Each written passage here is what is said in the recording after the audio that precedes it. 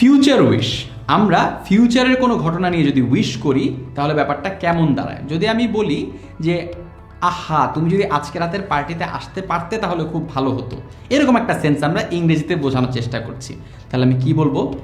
I wish that you could come to the party two night.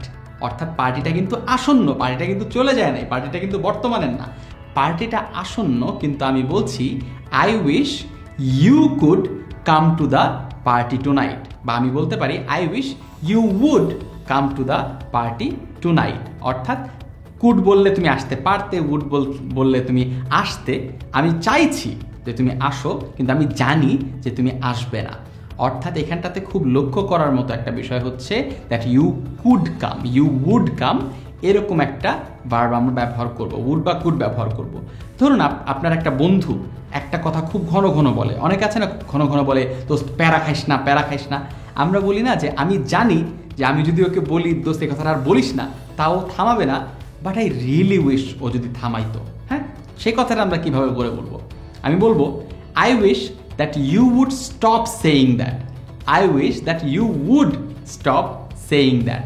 আমি জানি যে সেটা বলা থামাবে না, এবং এই যে থামাবে না সেটা কিন্তু ফিউচারের ব্যাপার, কিন্তু আমি জানি ফিউচারের ঘটনাটা ঘটবে না। একটু জটিল, কিন্তু একটু মাথা খাটিয়ে চিন্তা করলে ব্যাপারটা স্পষ্ট হয়ে যাবে। কীভাবে করে বলছি আমরা কথাটা?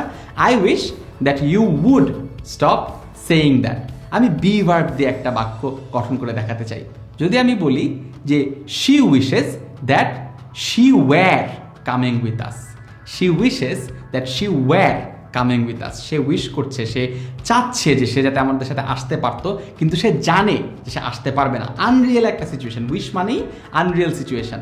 সেখানটাতে she were coming with us, she is coming with us না, she was coming with us না, she were coming with us. কারণ বি ভার্ব আনরিয়েল সিচুয়েশনে সবসময় ওয়্যার হয়ে যায়।